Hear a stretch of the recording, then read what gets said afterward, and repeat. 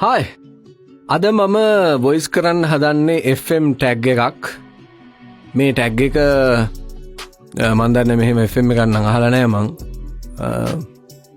ACR FM කියන වචන තමයි මම ගන්නෙ.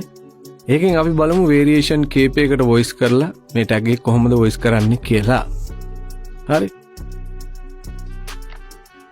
ACR FM ACR FM right මං වේරියේෂන් කීප එකකට වොයිස් කළා. දැන් අපි ඒක හදලා බලමු.